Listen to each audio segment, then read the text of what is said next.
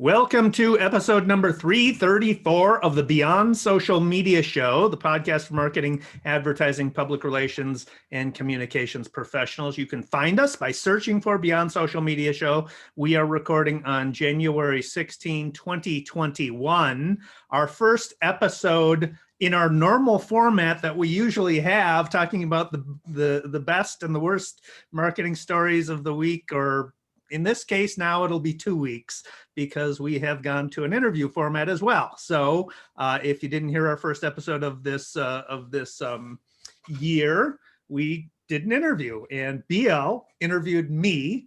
Next week, I'm going to interview BL, and then we're going to find other guests to interview, but it will be 2 interviews a month and then 2 of a regular format. So weekly still. But we're going to intersperse it with their interviews to shake it up and provide some additional interesting content. But back to our regularly scheduled programming. This week we have a bunch of things to talk about.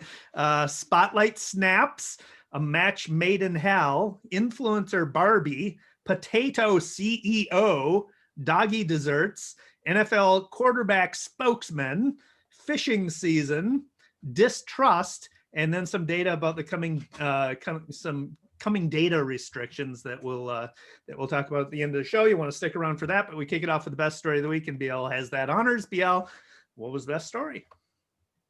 Well, this is really a wonderful thing for a lot of people. Snapchat has introduced this thing called Spotlight, and it's creating many millionaires. They're paying out up to $1 million a day to people who post videos that go viral. It's a TikTok-like feature, and the top performers are earning millions of dollars. They, Cam Casey, for example, who's a 19-year-old TikTok star, made $3 million on Snapchat in under 5 weeks. His roommate, whose name is Joey Rogoff, who's 21, is also a TikTok star. He made over $1 million in the same time, and they just made, they're just a couple of, people who are raking in massive amounts of cash. There's a 18-year-old high schooler in Olney, Maryland,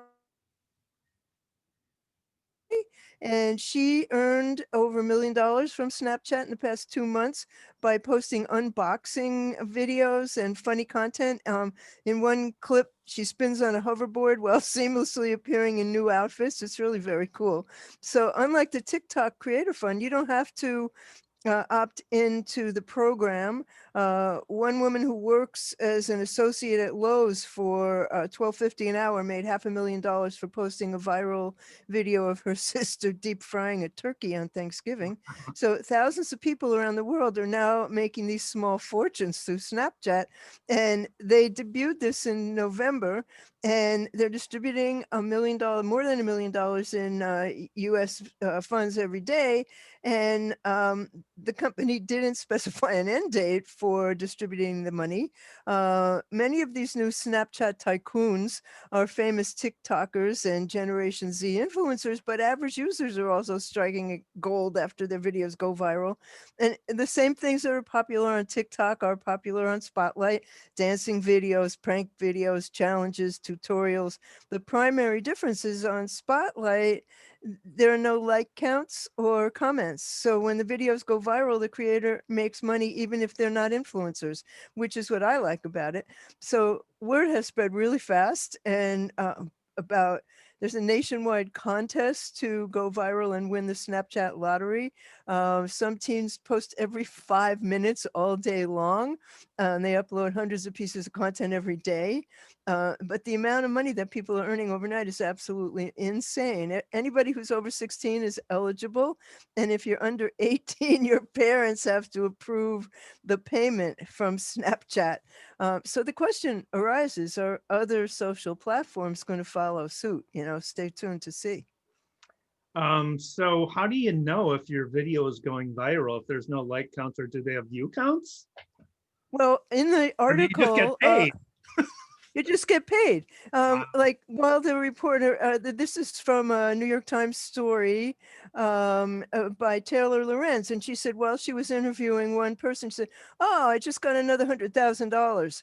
She got a text while they were talking. "Oh, they just sent me $100,000." I guess it's time to go back to Snapchat. Yeah, right. Wow, that's I'm awesome. thinking like, wow, Lucy's awful cute. You know, I have Uh-huh, some uh-huh, videos of Lucy. uh-huh. Yeah. That's great. Mine is Match. So Match.com, the dating site, has released in mid-December, I think, some commercials that are created by Ryan Reynolds' Maximum Effort production company. And the commercials imagine what the perfect match for the year 2020 would look like, and it's Satan, of course. So the role of Satan is played by actor and bodybuilder Aaron Reed. The actress Natalie Roy plays the year 2020, and they've got like three different commercials out right now. There's the first one was Match Made in Hell, and it starts out with Satan in the bowels of hell getting a notification from his Match app, and then it cuts to a scene of Satan under a bridge where he meets his match, and the match walks into the scene, says Satan, and Satan responds, "Hi, 2020," and Match goes, "Please call me 2020." It cuts to a That montage. bridge, by the way, is in Central Park. Is it? Okay. Yeah. It cuts to a montage of dating scenes. There's one where they're watching a movie in an empty theater, and I'm pretty sure the movie they're watching is Deadpool, which would make sense because it's Ryan Reynolds' movie. There's a scene where they're stealing toilet paper from the restroom and then taking a selfie in front of a dumpster fire, and then it closes with them on a park bench at dusk with Satan saying, "I just don't want this year to end," as meteors streak across the sky ready to hit Earth. So that's one. There's another one where it's called Meet Satan, When Satan Met 2020. And it's one of those couple interviews, you know, of how people met through the dating site. So it's the interview with 2020 and Satan. And Satan said, "I started using the Match custom search filter. I filtered out joy, happiness, toilet paper, and reason." And then 2020 goes, boom, and points to herself. And then there's another one called Sneak Peek at 2021. And it starts with 2020 saying, "I've actually met 2021. I would describe her as considerate, almost chill, gentle, team player, not into politics." Satan goes, "Boring." So it's just a perfect take on a horrible year. But 2021 is not turning out so great either. There was a GIF that was floating around of a calendar that said like days without a catastrophe, and it had January 6th on it, and a person came by and turned that to 0 and went back and drank out of the bottle. And yeah, so okay. Yeah, I think I might have sent you the thing that went around was I've had a preview of 2021 and I am not going to continue my subscription. Yeah, right. Yeah, really. So this is from a story by Rebecca Stewart in The Drum, and it's about digital Barbie. And Barbie is now 62 years old, and they've been carving out an inclusive program for her in the last many years. There's Barbie in a wheelchair, there's Barbie, there's a black Barbie, there's a Muslim Barbie, there's an astronaut Barbie, there's all these different Barbies. And this past year, she in the lockdown brought about a 20% increase in sales, the best they've had in 20 years. And so with toy stores closed, you know, digital sales are up, and Mattel's e-commerce jumped 50-50 in Q3, 50% rather. So Barbie, who I never knew this, her name is Barbara Millicent Roberts, better known as Barbie. She's using a YouTube vlog that has a channel that just hit 10 million subscribers. And Mattel saw this opportunity to play a larger role in play when kids are locked down. So the channel has everything from dance battles with Ken to makeup tutorials to ensure that it was creating enough content to satiate the growing appetite of kids who are bored. So Barbie's also featured in a number of Netflix adventure movies. And Mattel created this Playroom hub on its own site and tons of content, providing tips for parents as well as teachable moments for and entertainment for little ones. So there's this app called the Dreamhouse Adventures, and it lets kids design and play their own in their own virtual space, and it has surpassed 71 million downloads. Now I can tell you that that idea is a really old one, but nobody ever pulled it off as well as this. There have been virtual playrooms that kids could make. Oh, I remember them early in the web, but not only did Mattel make an integration with Amazon Echo, it lets kids speak to Barbie and explore her careers, from being a vet to being an astronaut to being a soccer player. More than 1 million users have interacted with Barbie on Amazon Echo. And this was really admirable, actually. On her YouTube vlog, Barbie and her Black friend Nikki addressed racism after the George Floyd murder. And it's a really frank 2-minute video. It's had 1.4 million views, and it's worth looking at. And in it, Nikki says the things that happened to her that Barbie would have no way of knowing, how she's discriminated against on a regular basis. So, and how she's telling her, like, that's how it is for the color of my skin.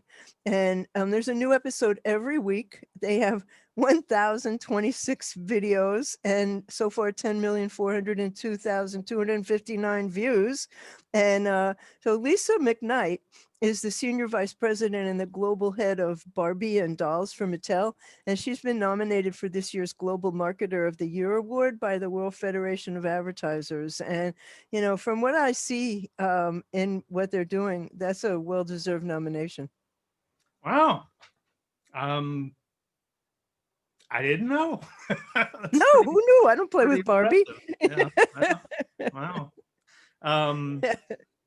Taco Bell is this is just great. This is from an Eater article by Jaya Saxena, I think is how you pronounce the name. Sorry. This past summer, the restaurant announced that they were going to eliminate potatoes from their menu, and there was backlash that was so fierce that they have decided to bring the potatoes back on March 11th. But the way that they released the news was through a video, and the video was an announcement from Taco Bell's CEO, Mark King. And the video begins with a visual of below the ground shot of dirt from which a potato pops up, and it's Mark King's face on it, presumably using a face swap app. And he announces the news as a talking potato. It's absolutely hilarious. So we'll embed that in the show notes so people can take a look at that. But the restaurant will also be collaborating with Beyond Meat to introduce some vegetarian options to its menu. But it's just, I thought it was a brilliant way of That's announcing. hilarious. Yeah. That's really hilarious. Did you play with Mr. and Mrs. Potato Head when you were a kid? I can't remember if I had one or not. Certainly was aware of it, but yeah. Yeah.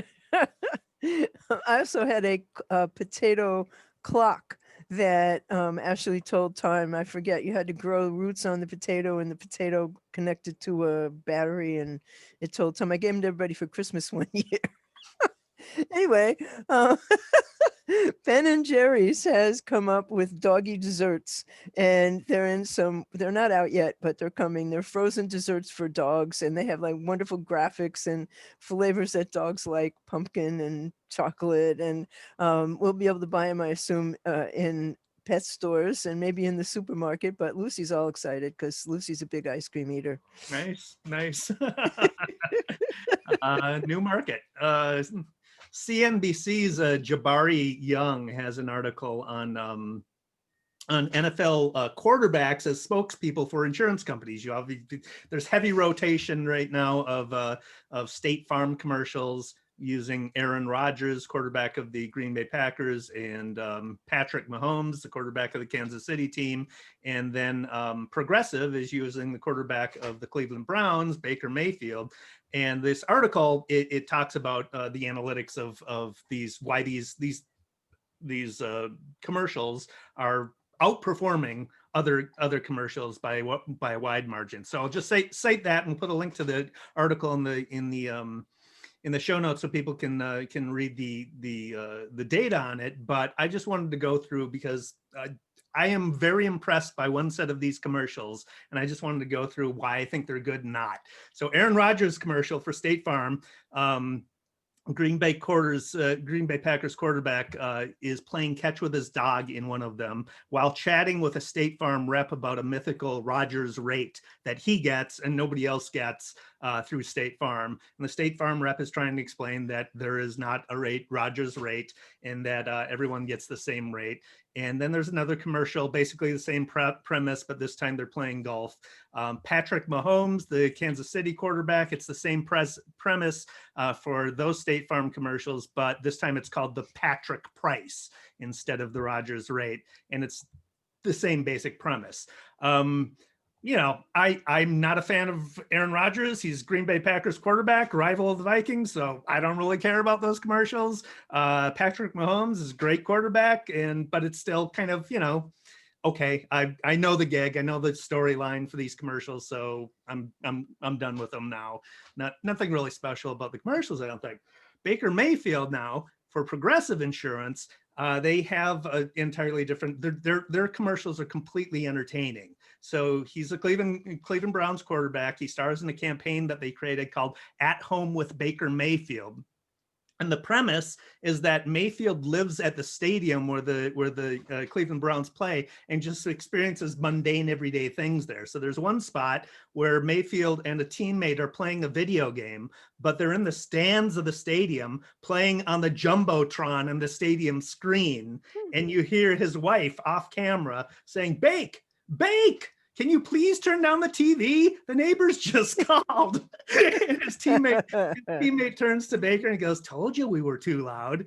And Baker turns to his teammate, shrugs, and they continue playing. And it's exactly how it would happen at home, but it's in a stadium. The tagline comes, "It's your house, protect it with Progressive." And then you hear off camera again his wife saying, "Guys, third time this week." And Baker turns to his teammate. He says, "I have no idea why they complain. All they do is blast rock and roll all day."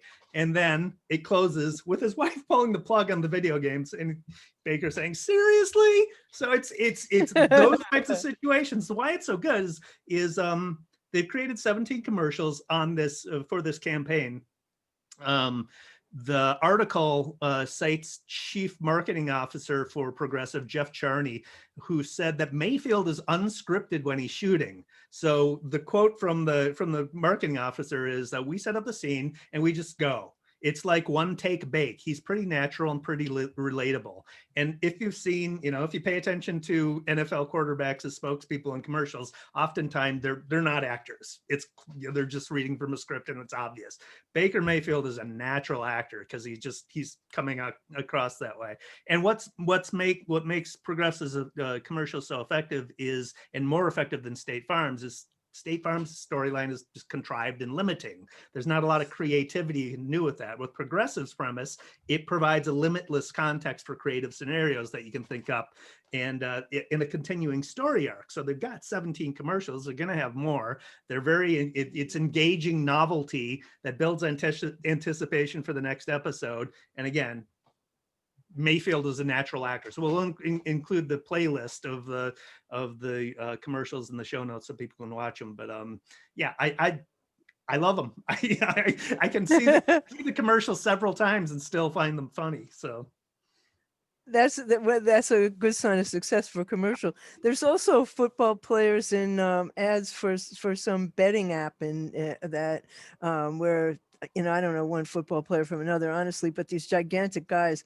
And in one, the guy comes in and he's making the bet for the person. So he comes over to where the guy's sitting on the couch and he presses the button to make the bet. Then he gets up and runs off, and there's another one where he's tasting the guy's food before he eats it.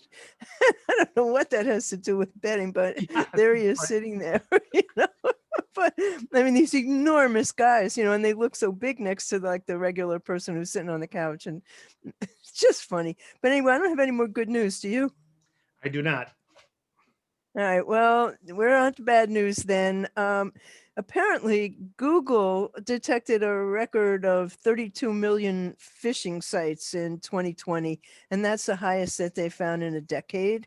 And it appears that with people shifting to remote work because of the pandemic, cyber criminals saw this as an opportunity, and they got to be more active than ever. So, this is from an Atlas VPN report, and there were more than 40,000 phishing sites per week in 2020. And so the panic leads to the pandemic created all these vectors for scammers. And unfortunately, there was so much tension and stress that there was some not particularly rational thinking. People forgot basic security steps online. And then users download malicious files onto their computers, or they try to purchase in-demand items from unsafe sites, and they become the victims of a scam. So the report notes that fraudsters use Google ads so that they'll appear at the top of search results. So you have to be really careful what you click on. And of course, you look for spelling and grammar mistakes and sites that don't have the little lock that indicates HTTPS, or sometimes there's unusual symbols in the URL, but you have to be careful. That's all there is to it, because these things look real. And especially when it's in an ad at the top of your search results, you're less likely to be suspicious. So be careful out there. Caveat emptor. Yeah. So you don't have any bad news? I don't have any bad news. I have a bit. I mean, my bad news, as I was saying before we started the show, is kind of the culmination of the last 4 years of what social media has resulted in. With I think there's going to be a lot of changes with the Democratic administration, with the Democratic Congress and everything. There's kind of bipartisan agreement, I think, into looking into the power of the social media companies. And I wouldn't be surprised if there's some antitrust stuff that will pop up, and calls for breaking up. I mean, Facebook can be broken up into separate apps, into Instagram, and I don't know that that's not a good idea. I think we don't really have Facebook doesn't really have competition. When there is competition, it gets eaten up by Facebook. Yeah, So exactly. They buy it and they destroy it. yeah. Google does that too, though. Uh, I mean, they buy things and it sounds really promising, and then you never hear from them again. People make very good exits from those companies, but that's about it. Yeah. So, speaking of this, the Edelman Trust Report, the 2021 Edelman Trust Report came out this week, and it reveals that there's an epidemic of misinformation and widespread mistrust of social institutions and of leaders around the world. And so this is from Edelman PR, and it finds that this is astounding to me. It leaves in business, government, NGOs, and media in this environment of information bankruptcy, is what he calls it. And there's a mandate now to rebuild trust and chart a new path, which is what you were talking about.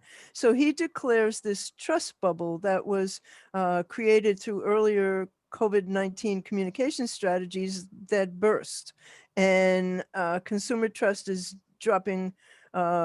It's below where we were. Consumer trust was in the bottom quadrant before the pandemic. It's even lower now. What astounds me is that businesses have emerged as the most trusted source of information. Businesses also the only, it's got a 61% trust level globally, and the only one that is seen as ethical and competent over NGOs, government, and media, in that order, media being seen the least trustworthy. The pandemic, with more than 1.9 million lives lost and joblessness equivalent to the Great Depression, accelerated the erosion of trust all over the world. And in the two largest economies in the world, the US and China, the US had a 40% drop, in China a 30% drop in trust of governments. And they're just deeply distrusted, and for very good reason if you live in any of these countries. And the most notable drop in trust was the US, already in the bottom quadrant of trust, an additional 5-point drop since the presidential election in November, and China had an 18-point drop since May in 2020. So without a trusted leadership source to look to, people don't know where or who to get reliable information from. The global infodemic, he calls it, has driven trust in all news sources to record lows, and social media, 35% drop in trust, owned media, a 41% drop in trust, and the least trusted traditional media with a 53% drop in trust, the largest drop at globally. So the report finds that people clearly expect business to step in and fill the void, and that the high expectations that they have is for business to address and solve today's challenges, which to me is crazy. But the heightened expectations of businesses bring CEOs new demands that they have to focus on societal engagement with the same thoughtfulness and energy that they use to focus on their profits. People want brands to take a stand. People want brands to speak out. So it's imperative, Edelman says it's imperative that communicators have these difficult conversations with their clients and leaders about what it's necessary to do to build trust and reputation in the months to come. It's a very interesting report, but to me, the idea that business is more trusted than media or than, who trusts government, but I mean, NGOs, those are supposed to be the people doing good in the world. I just find that really kind of depressing. Yeah, it is depressing. It does not surprise me at all. I mean, you look at Really? not at all.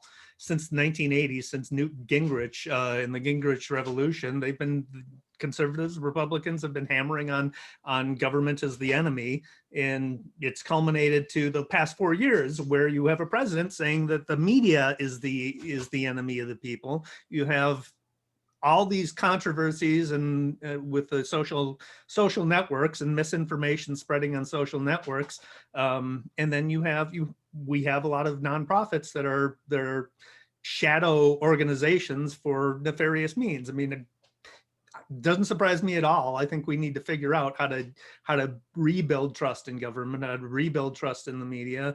I don't know what the answer is because it's a big cluster, but Yeah, but I don't trust business to tell me the truth. Do you? I mean, well, I I know think what. that I don't trust business to solve my problems either. Yeah, I don't. I guess what I'd say about business is I know where they're coming from. I know what their motive is, and it's to make money. Of So course. yeah. So their actions, businesses' actions are predictable, and Well, and people are really, demanding that businesses uh, take a stand on issues, yeah, I think and that there's an they, awakening among business leaders that yeah, that they have to have to do these things. get away from the Milton Friedman's theory of economics and consider the social impacts and everything of what your organization does. So yeah, Let's talk about smiles. you got some for us, BL? I do. We've talked about NASA and how great their publicity and their marketing and their social presence is.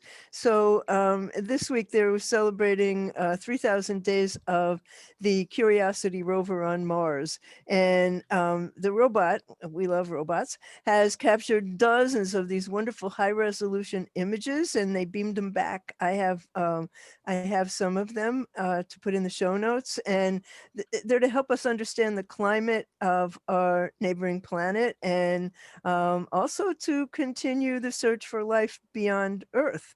And one of the things they found is when they scratched the surface of the dirt on Mars, underneath there's all this colored dirt of all kinds of pretty colors, and so who knows what that's about, but the pictures are cool. So and then this is really fun. This is from Ad Age digital editor James Chase, and it's from the You Can't Make This Stuff Up department. These are the 30 most onion worthy headlines of 2020. I'll just read you a couple of them. John Lovitz is getting paid to hate puppies and pitch senior dog toys. Colgate reviews branding for its black person toothpaste in Asia. Um, where the world's top execs are not going on vacation this summer. And the founders of Saturday Morning look forward to when it no longer needs to exist. That's my favorite. That's, yeah. So those are real headlines. But there are 30 of them. They're real headlines. Real Yeah. headlines that sound like onions. It's okay. Yes, exactly. He links to the stories. They're hilarious. All right.